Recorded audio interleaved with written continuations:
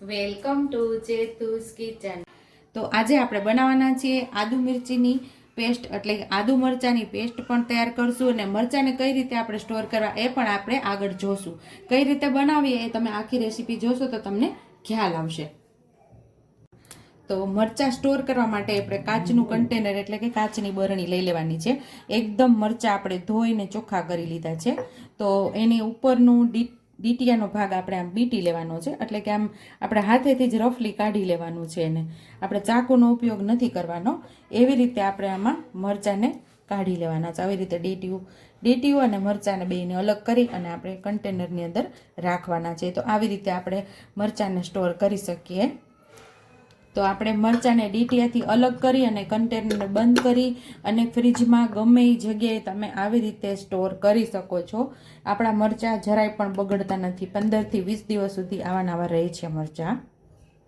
તો અહીંયા આપણે બાઉલની અંદર પાછું એવી જ રીતે કરવાનું છે। મરચાંને આપણે ડંઠલથી અલગ કરી લેવાના છે, એટલે કે ડીટીયાથી અલગ કરી અને આપણે બીટી લેવાના છે આવી રીતે। અહીંયા આપણે મરચાંને આપણે ઠંડા પાણીમાં આઈસ ક્યુબ સાથે રાખેલા છે અને હવે આપણે આદુને સરસ આદુને પણ એની સાથે જ ઉમેરવાનું છે। તો આદુની આપણે છાલ આપણે ચમચીના પાછળના દાંડલાથી ઉખેડી લઈશું, એનાથી વ્યવસ્થિત ઉકળી જશે, નીકળી જશે। જો કેટલી સરળતાથી આપણી આ છાલ નીકળી જાય છે।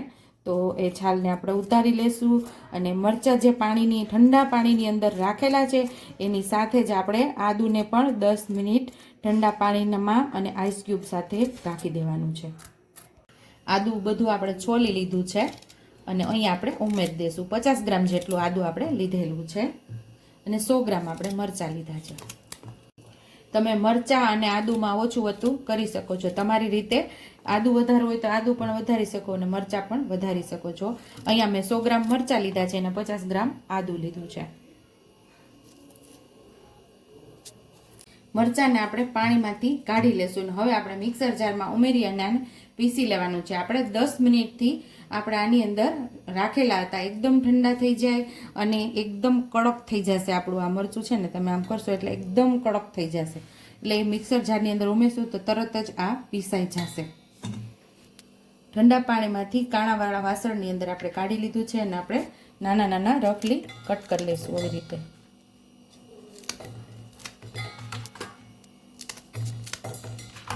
હવે આપણે આદુ મરચાંને પીસી લેશું।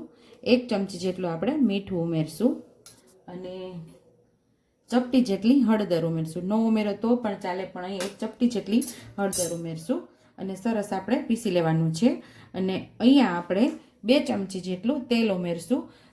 તેલ આપણું અહીંયા આપણે જે પેસ્ટ કાળી થઈ જાય છે ને, તો આના લીધે આપણી પેસ્ટ કાળી બિલકુલ નહીં પડે અને મીઠું પણ ઉમેરશું એટલે સરસ એવું આપણો મરચાં અને આદુ ફ્રેશ રહેશે। હજી એક આપણે વસ્તુ આની અંદર ઉમેરશું કે જે પ્રિઝર્વેટરનું કામ કરશે, એ છે લીંબુ। એ પછી ઉમેરશું, આપણે થોડી પેસ્ટ તૈયાર થઈ જાય પછી ઉમેરશું। અહીંયા હવે આપણે લીંબુ પણ ઉમેરી દઈશું સાથે। 1 લીંબુ આપણે ઉમેરશું, એ પ્રિઝર્વેટરનું કામ કરશે અને થોડા મરચાં પણ પીસાવામાં મદદરૂપ થશે। લીંબુ ઉમેરીને આપણે પાછું પીસી લેશું।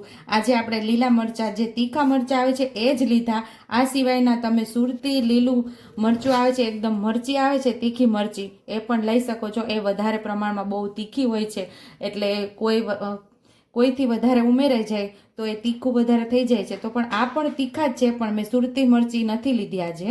તમારે સુરતી મરચી લેવી હોય તો લઈ શકો છો। અને આપણે પાછું પીસી લેશું। તો અહીંયા આપણે એકદમ સરસ મરચાં અને આદુની પેસ્ટ તૈયાર થઈ ગઈ છે। તો અહીંયા આપણે કાચની બોટલ લીધી છે એક નાની, તેમાં ફરતે તેલ લગાવી દઈશું, કારણ કે ઘણીવાર એવું બને છે કે નીચેથી અને સાઈડ ઉપરથી આપણી પેસ્ટ એ કાળી પડી જાય છે। તો એ ના પડે એના માટે આપણે અહીંયા ફરતે તેલ લગાવી દેવાનું છે, એટલે મસ્ત એવી આપણી પેસ્ટ એવી ને એવી રહે। અને આની અંદર આપણે પેસ્ટને હવે ઉમેરી દેવાની છે।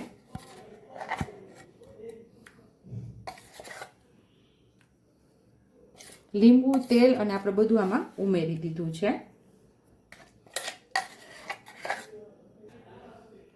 તો અહીંયા આપણે આદુ મરચાંની પેસ્ટ પણ તૈયાર કરેલી છે અને મરચાં કઈ રીતે સ્ટોર કરવાના એ આપણે અહીંયા બતાવેલું છે। તમને કઈ રેસીપી સારી લાગી એ કમેન્ટ બોક્સમાં મને કમેન્ટ કરજો। જો તમને મારી રેસીપી પસંદ આવી હોય તો મારી રેસીપીને લાઈક કરજો, શેર કરજો, સબસ્ક્રાઈબ કરજો, બેલ આઇકોનને દબાવતા ભૂલતા નહીં અને કમેન્ટ બોક્સમાં કમેન્ટ કરજો કે મારી રેસીપી કેવી લાગી. તો આવજો.